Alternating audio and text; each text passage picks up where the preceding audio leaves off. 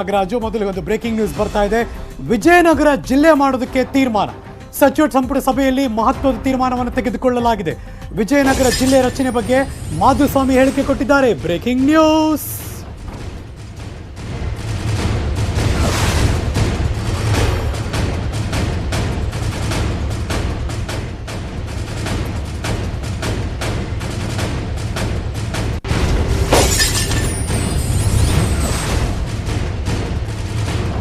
ಮುಖ್ಯಮಂತ್ರಿಗಳು ದೆಹಲಿಗೆ ಹೋಗೋಕೆ ಮುಂಚೆ ಕ್ಯಾಬಿನೆಟ್ ಮೀಟಿಂಗ್ ಇತ್ತು.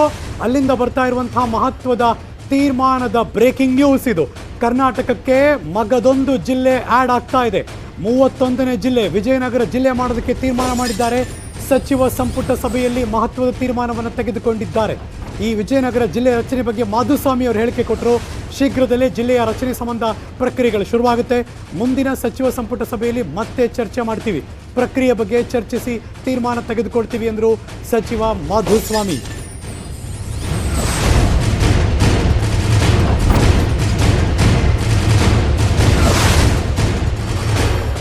ಬಹಳ ವರ್ಷಗಳಿಂದ ವಿಜಯನಗರ ಜಿಲ್ಲೆ ಆಗಬೇಕು.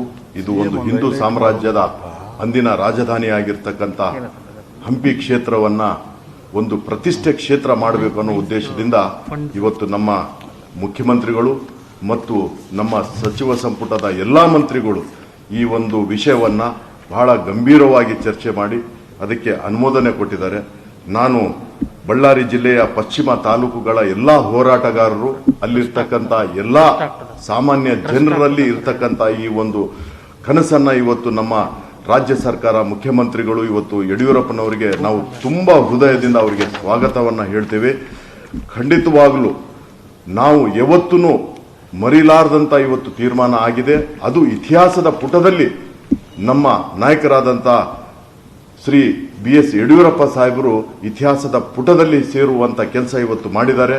ಅದರಲ್ಲಿ ಯಾವುದೇ ಯಾರನ್ನೂ ನಾವು ನೋವು ಮಾಡದೆ ಎಲ್ಲರನ್ನು ವಿಶ್ವಾಸಕ್ಕೆ ತಗೊಂಡು ಇವತ್ತು ನಮ್ಮ ಸಚಿವ ಸಂಪುಟದಲ್ಲಿರ್ತಕ್ಕಂಥ ಎಲ್ಲ ಸಚಿವರು ಮತ್ತು ಮುಖ್ಯಮಂತ್ರಿಗಳು ಇವತ್ತು ಅದಕ್ಕಿಂತ ಹೆಚ್ಚಾಗಿ ನಮ್ಮ ಜಿಲ್ಲೆಯ ಹಿರಿಯ ನಾಯಕರು ಶ್ರೀರಾಮುಲು ಸಾಹೇಬರು ಇವತ್ತು ನಮ್ಮ ಜೊತೆನಲ್ಲಿದ್ದಾರೆ. ಎಲ್ಲರಿಗೂ ಬೇರೆ ಬೇರೆ ಶಾಸಕರ ಜೊತೆನೂ ಚರ್ಚೆ ಮಾಡಿ ಈ ಒಂದು ತೀರ್ಮಾನ ತಗೊಂಡಿದ್ವಿ. ಇವತ್ತು ಈ ಇತಿಹಾಸದ ಪುಟದಲ್ಲಿ ಸೇರುವಂತ ಕೆಲಸಕ್ಕೆ ನಾವು ಪಶ್ಚಿಮ ಭಾಗದ ತಾಲೂಕಿನ ಎಲ್ಲಾ ಜನರು ಸ್ವಾಗತವನ್ನ ಮಾಡಿ ಅವರಿಗೆ ನಾವು ಧನ್ಯವಾದಗಳನ್ನ ಅರ್ಪಿಸ್ತೇವೆ.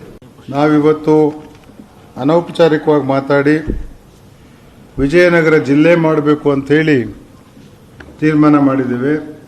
ಅದಕ್ಕೆ ಸಂಬಂಧಪಟ್ಟ ಎಲ್ಲ ಮಾಹಿತಿನ ನಾವು ಮುಂದಿನ ಕ್ಯಾಬಿನೆಟ್ ಆದಮೇಲೆ ನಿಮ್ಗೆ ವಿವರವಾಗಿ ಕೊಡ್ತೀವಿ. ತಾತ್ವಿಕವಾಗಿ ವಿಜಯನಗರ ಜಿಲ್ಲೆನ ಮಾಡಲಿಕ್ಕೆ ನಾವು ಇವತ್ತು ಸಚಿವ ಸಂಪುಟ ಅನುಮೋದನೆಯನ್ನು ಕೊಟ್ಟಿದೆ. ನಾನು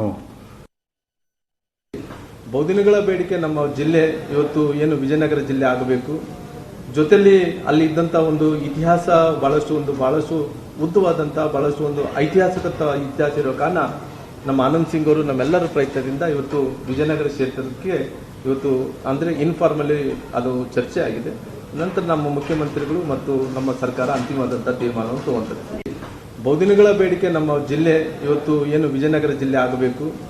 ಜೊತೆಯಲ್ಲಿ ಅಲ್ಲಿ ಇದ್ದಂಥ ಒಂದು ಇತಿಹಾಸ ಬಹಳಷ್ಟು ಉದ್ದವಾದಂಥ ಬಹಳಷ್ಟು ಒಂದು ಐತಿಹಾಸಿಕ ಇತಿಹಾಸ ಇರೋ ಕಾರಣ ನಮ್ಮ ಆನಂದ್ ಸಿಂಗ್ ಅವರು ನಮ್ಮೆಲ್ಲರ ಪ್ರಯತ್ನದಿಂದ ಇವತ್ತು ವಿಜಯನಗರ ಕ್ಷೇತ್ರಕ್ಕೆ ಇವತ್ತು ಅಂದರೆ ಇನ್ಫಾರ್ಮಲಿ ಅದು ಚರ್ಚೆ ಆಗಿದೆ.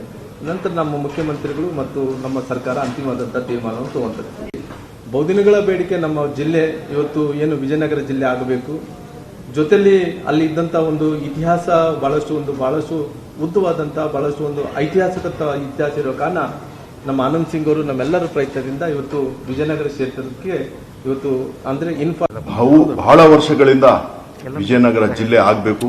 ಇದು ಒಂದು ಹಿಂದೂ ಸಾಮ್ರಾಜ್ಯದ ಅಂದಿನ ರಾಜಧಾನಿಯಾಗಿರ್ತಕ್ಕಂಥ ಹಂಪಿ ಕ್ಷೇತ್ರವನ್ನ ಒಂದು ಪ್ರತಿಷ್ಠೆ ಕ್ಷೇತ್ರ ಮಾಡಬೇಕು ಅನ್ನೋ ಉದ್ದೇಶದಿಂದ ಇವತ್ತು ನಮ್ಮ ಮುಖ್ಯಮಂತ್ರಿಗಳು ಮತ್ತು ನಮ್ಮ ಸಚಿವ ಸಂಪುಟದ ಎಲ್ಲಾ ಮಂತ್ರಿಗಳು ಈ ಒಂದು ವಿಷಯವನ್ನ ಬಹಳ ಗಂಭೀರವಾಗಿ ಚರ್ಚೆ ಮಾಡಿ ಅದಕ್ಕೆ ಅನುಮೋದನೆ ಕೊಟ್ಟಿದ್ದಾರೆ.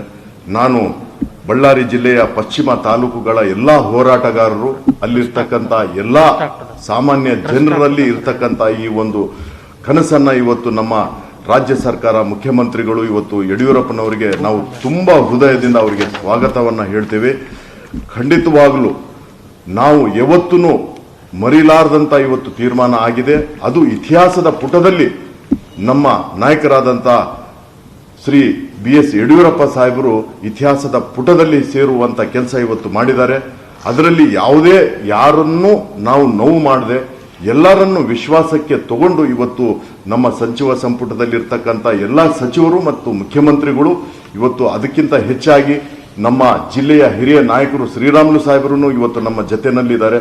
ಎಲ್ಲರಿಗೂ ಬೇರೆ ಬೇರೆ ಶಾಸಕರ ಜೊತೆನೂ ಚರ್ಚೆ ಮಾಡಿ ಈ ಒಂದು ತೀರ್ಮಾನ ತಗೊಂಡಿದ್ವಿ. ಇವತ್ತು ಈ ಇತಿಹಾಸದ ಪುಟದಲ್ಲಿ ಸೇರುವಂತ ಕೆಲಸಕ್ಕೆ ನಾವು ಪಶ್ಚಿಮ ಭಾಗದ ತಾಲೂಕಿನ ಎಲ್ಲಾ ಜನರು ಸ್ವಾಗತವನ್ನ ಮಾಡಿ ಅವರಿಗೆ ನಾವು ಧನ್ಯವಾದಗಳನ್ನ ಅರ್ಪಿಸ್ತೀವಿ. 3 ಜನ ನಾಯಕರು ಮಾತಾಡಿದ್ದನ್ನು ಕೇಳಿಸ್ಕೊಂಡ್ರಿ. ಆನಂದ್ ಸಿಂಗ್ ಅವರು ಬಹಳ ಖುಷಿಯಲ್ಲಿದ್ದಾರೆ, ಬಿಕಾಸ್ ಅವ್ರ ಭಾಗಕ್ಕೆ ಮಗ್ಗದೊಂದು ಜಿಲ್ಲೆಯಾಗಿ ಅದು ಬರ್ತಾ ಇದೆ ಅಂತ. ಶ್ರೀರಾಮುಲು ಕೂಡ ಅದೇ ಭಾಗದವರು. ಮಾಧುಸ್ವಾಮಿ ಎಲ್ಲವನ್ನು ಕೂಡ ಬ್ರೀಫ್ ಮಾಡ್ತಾ ಇದ್ರು. ಎಲ್ಲದ್ರ ಬಗ್ಗೆ ಮತ್ತಷ್ಟು ಮಾಹಿತಿಯನ್ನು ಕೊಡೋದಕ್ಕೆ ನನ್ನ ಸಹೋದ್ಯೋಗಿ ಪೊಲಿಟಿಕಲ್ ಬ್ಯೂರೋಯಿಂದ ಶ್ರೀನಿವಾಸ್